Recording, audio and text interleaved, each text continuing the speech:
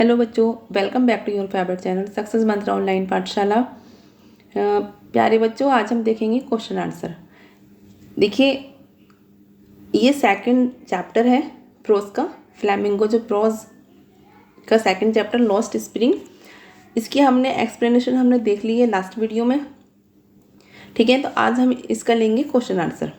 और ये जो लॉस्ट स्प्रिंग चैप्टर है, इसके जो राइटर हैं वो है अनीस जंग। ठीक है, तो जो मोस्ट इम्पोर्टेंट यहाँ पे क्वेश्चन हैं उनको हम आज कवर कर लेंगे। बहुत अच्छे क्वेश्चंस हैं, एग्जाम में आने की पूरी पॉसिबिलिटी रहती है, इसलिए आप लोग अपनी नोटबुक पे सारे क्वेश्चन आंसर जो हैं नोट कर लेना। ठीक, चलते हैं क्वेश्चन की तरफ।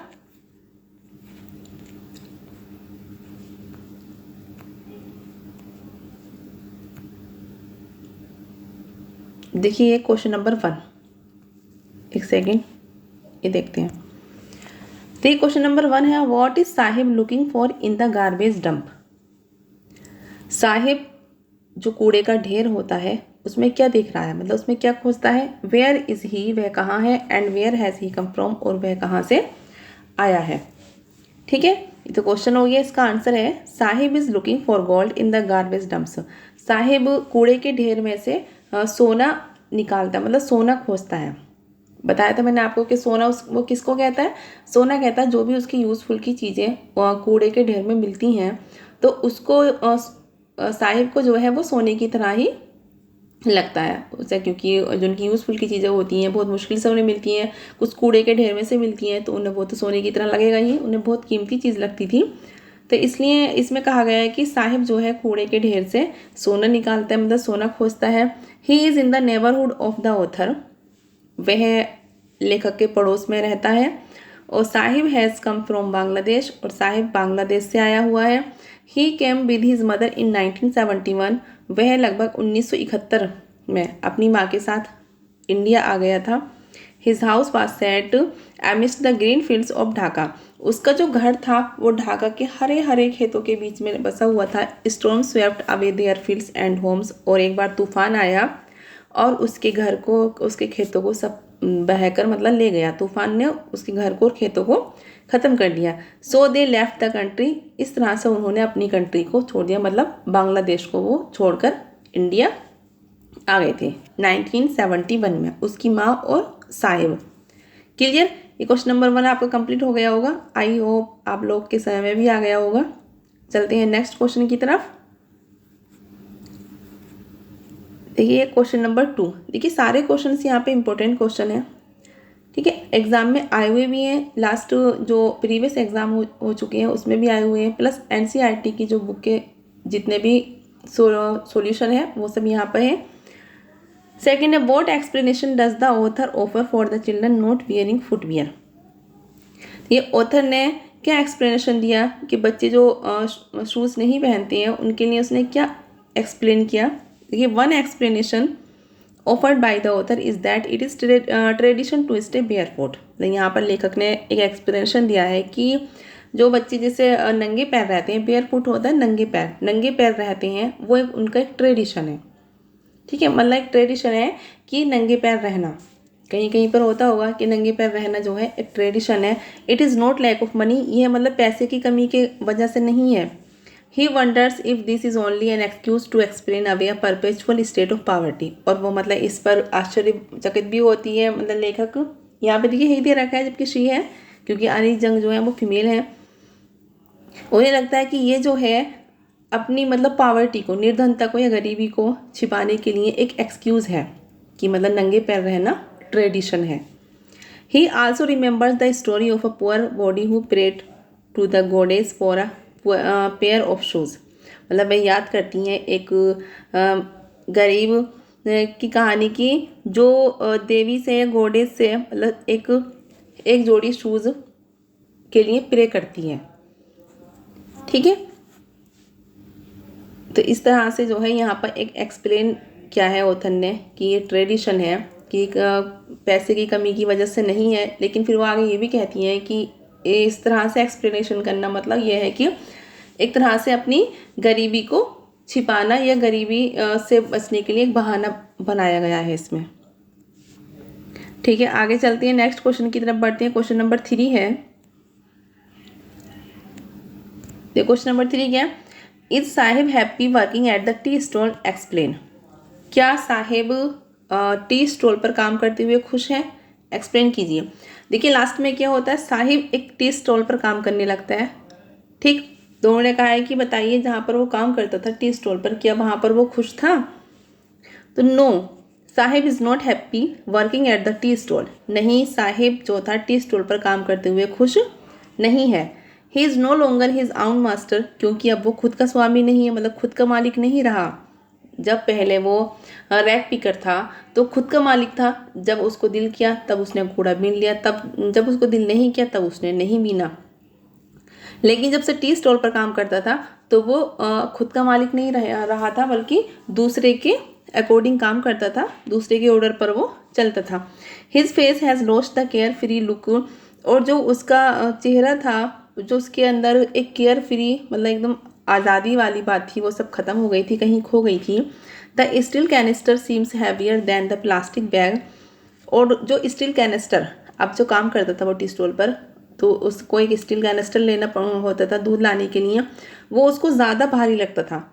किसकी अपेक्षा, जो उसका प्लास्टिक बैग उसके कंधे पर रहता था उसकी अपेक्षा वो स्टील कैनिस्टर उससे ज़्यादा भारी लगता था। He would carry so lightly over his shoulder, और जो बैग वो प्लास्टिक का अपने कंधे पर डालता था वो उसे हल्का लगता था।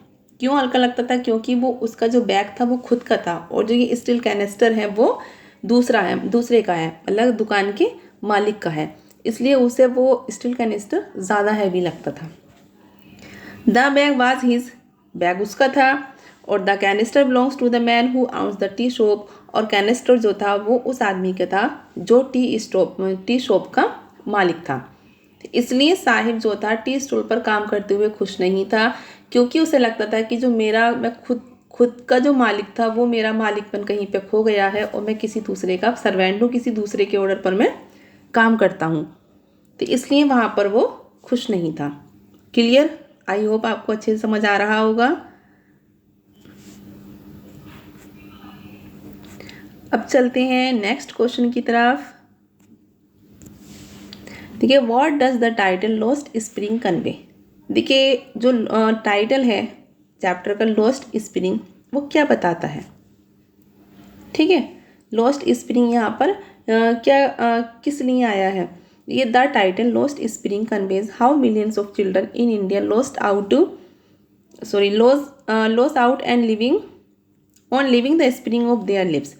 देखिए जो लॉस्ट स्प्रिंग टाइटल है वो बताता है कि कितने मतलब लाखों बच्चे, भारत में लाखों बच्चे हैं, और तो वो कैसे रहते हैं, बहुत पॉवर्टी में रहते हैं। और जो स्प्रिंग किसके लिए बताया, स्प्रिंग बताया गया चाइल्डहुड के लिए, मतलब जो उनका स्प्रिंग है, जैसे चाइल्डहुड एक बसंत की तरह होता है, जैसे बसंत में फूल खिलते हैं वैसे ही चाइल्डहुड में बच्चे खिलते हैं। तो उसमें कहा गया है कि जो चाइल्डहुड है तो वो पॉवर्टी में कहीं पर खो जाता है, निर्धनता में, गरीबी में कहीं पर खो जाता है। क्यों, क्योंकि उन्हें बचपन से ही कमाने के लिए कुछ ना कुछ करना पड़ता है, तो उनका जो बचपन होता है वो कहीं पर खो जाता है। So that is their childhood, मतलब स्प्रिंग को जो है यहाँ पर चाइल्डहुड बताया गया है कि चाइल्डहुड का खोना। The best phase of life is lost in the hardship involve to earn their livelihood, और जो उनका जो लाइफ का बहुत अच्छा पार्ट होता है, मतलब चाइल्डहुड होता है, वो उनको अपनी जीविका कमाने के लिए कहीं ना कहीं वो बच्चे खो देते हैं अपनी चाइल्डहुड को, मतलब वो अपने बचपन को अच्छे से जी नहीं पाते हैं, और अपना मतलब जो उनका बसंत है वो यूं ही निकल जाता है कि उन्हें खाने के लिए भी सोचना पड़ता है कि हम कमा के लेके आएँ तब उनको भरपेट खाना मिलेगा। Poverty forces these young children to work in the most inhuman conditions, as a result of which they miss out of the fun of childhood, which hampers their growth। मतलब पावर्टी जो है उन छोटे बच्चों को फोर्स करती है, कुछ मतलब ऐसी कंडीशन बन जाती हैं कि उन्हें कुछ ना कुछ करना पड़ता है, क्योंकि पावर्टी जब आती है तो उन्हें खाने के लिए भी भरपेट भोजन चाहिए होता है, और उसके लिए उन्हें अपनी लिवलीहुड मतलब जीविका के लिए कुछ ना कुछ कमाना पड़ता है, ठीक है। और उनका जो बचपन का जो फन होता है, मतलब जो मज़ा होता है बचपन का, वो सब कहीं ना कहीं वो खो देते हैं। तो यहाँ पर लॉस्ट स्प्रिंग का जो मतलब है वो है लॉस्ट चाइल्डहुड, बचपन का खोना। ठीक है, जो गरीबी में पॉवर्टी में बच्चे खो देते हैं। क्लियर। आते हैं, देखिए नेक्स्ट क्वेश्चन की तरफ बढ़ते हैं। नेक्स्ट क्वेश्चन है, why did Saheb's parents leave Dhaka and migrate to India. Saheb के पेरेंट्स ने ढाका को क्यों छोड़ा और वो इंडिया में मतलब क्यों आए। Sahib's home was set amidst the green field of Dhaka. Sahib का घर ढाका के हरे भरे खेतों के बीच में बसा हुआ था। हिज मदर टोल्ड हिम, उसकी माँ उसे बताती थी that many storms had swept away their field and homes, कि बहुत सारे तूफान आए और उस तूफान ने उसके घर को और उसके खेतों को सबको ख़त्म कर दिया था। For this reason his parents were forced to leave Dhaka. और इस तरह से उसके माता पिता ने ढाका को छोड़ दिया एंड माइग्रेट टू इंडिया, और वो इंडिया में आकर बस गए। Looking for gold in the big city where they now live, मतलब एक कुछ ढूंढने के लिए, मतलब एक तरह से सोना ढूंढने के लिए, गोल्ड ढूंढने के लिए इतने बड़े सिटी में वो लोग आए जहाँ पर वो रहते हैं। कहाँ पर रहते थे ये लोग? सीमापुरी में रहते थे। सीमापुरी कहाँ पर है? दिल्ली में। ठीक है, तो जो रैग पिकर्स थे ये सब सीमापुरी में रहते थे, और जो इस टाइम कहाँ पर है? दिल्ली में है। ठीक, तो इन लोगों ने ढाका को बहुत पहले छोड़ दिया था, लगभग 1971 में छोड़ा था। क्यों छोड़ा था? क्योंकि तूफान आया था और उस तूफान ने उनके घर को और सारे खेत वगैरह को सबको खत्म कर दिया था। क्लियर। अब आते हैं क्वेश्चन नंबर 6 पर। Describe the irony in sahibs name. देखिए, जो साहिब का नाम है उसका जो अर्थ है उसके नाम का, उसे बताइए, उसको डिस्क्राइब कीजिए क्या है। देखिए, Sahib's full name is Sahib Alam. देखिए, साहिब का जो फुल नाम था वो क्या था? पूरा नाम साहिब आलम।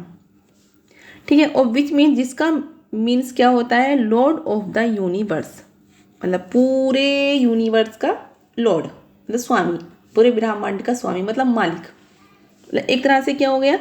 पूरे ब्रह्मांड का मालिक साहिब आलम का मीनिंग था। But आइरोनिकली Sahib is a poverty stricken rag picker. लेकिन भाग्य से क्या था? साहिब जो था एक गरीब रैग पिकर था, कूड़ा बीनने वाला था, बिल्कुल अपने नाम से उल्टा था। क्योंकि कहाँ उसका नाम का अर्थ जो था कि पूरे ब्रह्मांड का मालिक था। ठीक है, लेकिन था क्या? वो एक रैग पिकर था। Who scrounges the garbage dumps to earn his livelihood. और वो क्या करता था? जो कूड़े का ढेर होता था उसमें से उसको बीनता था कि अपनी जीविका को कमाए, मतलब अपनी जीविका के लिए कुछ कमाए। His name is in complete contrast to his miserable existence. और उसका नाम जो था, उसकी जो दयनीय दशा थी, पावर्टी थी, उससे बिल्कुल मतलब उल्टा था। उसके नाम का जो अर्थ था उसकी दयनीय दशा से बिल्कुल उल्टा अर्थ था। क्लियर।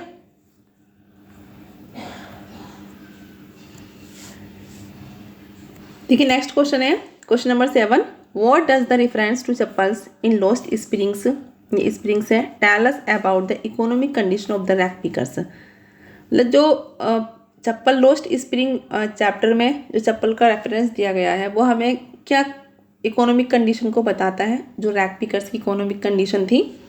तो ये इसमें आंसर है इसका, the reference to chappals in Lost Spring tells us.